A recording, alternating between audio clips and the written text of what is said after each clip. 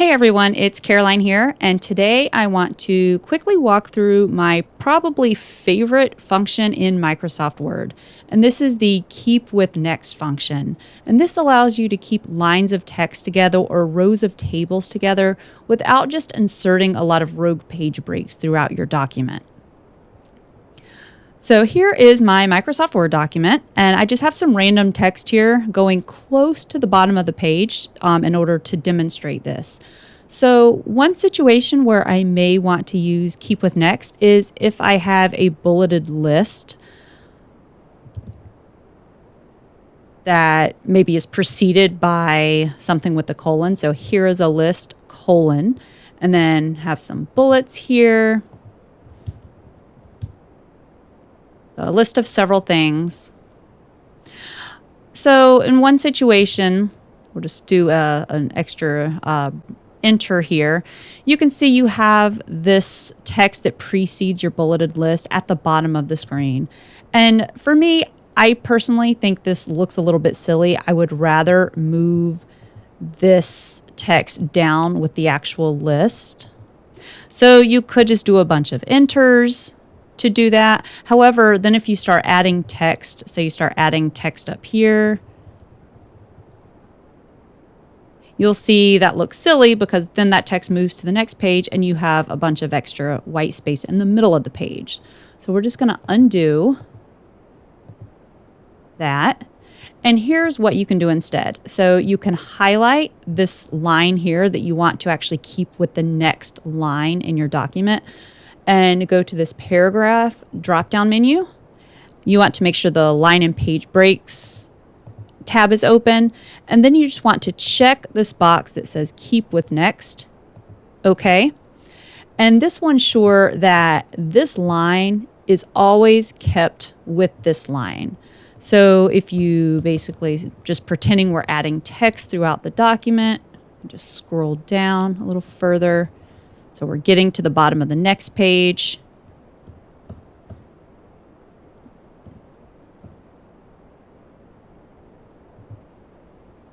Let's see, that did not work the way I thought it was going to work, because we should not actually. Okay, there we go. For some reason, I think I was just clicking enter too fast. It left that line at the bottom of the page, but you can see if I go a little bit slower, it did not do that. So here I'm just going to hit delete.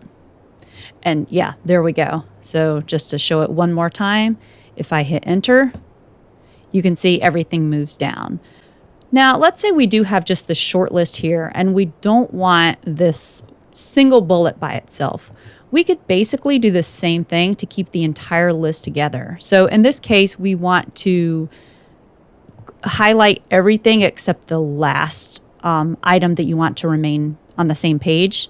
And so we see we have the text preceding the list and then the first two bullets all highlighted, and we basically do the same thing.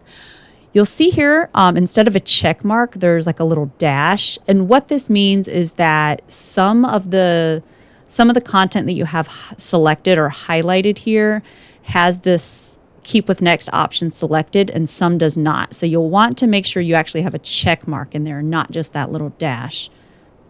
Okay. And you see now this all stays together on the same page. So you can do something very similar if you're inserting a table in a document and you want to keep certain rows of the table together. So here is a table.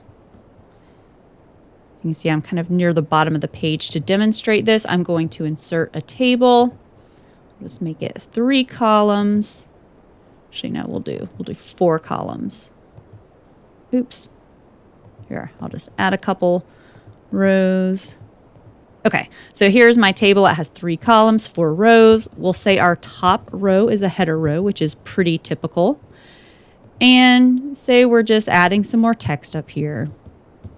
So it starts moving on to the next page. You probably do not want your header row here just hanging out at the bottom of the page by itself. So in this case, what you can do, similar to the list that we just went through, is highlight the first, dragging my text here. Okay, highlight the first row of the table, go to paragraph, and basically do the exact same thing. Click on the keep with next, okay, and you'll see it moves down together. Let me pull this back up. Okay, so here's a good location for this table, because one other option you could do, for example, if it's a really long table, it may extend over multiple pages. You can highlight your header row, go to layout, and not this layout over here, but the actual table layout button. So it's actually two different layout tabs that will appear, but this one will only appear if your cursor is actually within a table. And you'll see this repeat header rows. And in this case, you'll actually have your header row that will basically show up both at the top of the table and then at the top of any additional page that table is on. So you could do that, and that works really well for long tables that extend over, 1+ pages. But in this particular case, we have a really small table, so I'm just going to undo that. And personally, if I were working on a document and have a small table like this, instead of repeating that header row, I would simply say, let's just make sure this entire table is on the same page. So similar to what we did previously with the bulleted list and making sure all of the bullets are on the same page with the text preceding it, we'll basically just say we want all of these rows to keep with this last row. So again, we highlight all 3 of the rows, or all of the rows just above the last row. And we'll do the same thing. Paragraph, drop down. Again, you'll see that little dash mark because we've already done this to the top row. So our header row already is keep with next, but these other 2 rows are not. So you have kind of mixed formatting within your selected text. So we'll make sure that's a check mark. Okay. And there we go. Now our table is all on the same page. This is a really great tool to use instead of inserting page breaks, because then as you're working on a document, adding new tables, new text, new sections, and a document becomes increasingly complex, you're not left with a bunch of extra white space or a bunch of page breaks throughout your document. You're just ensuring that what you want to keep together always remains together as your document is being developed.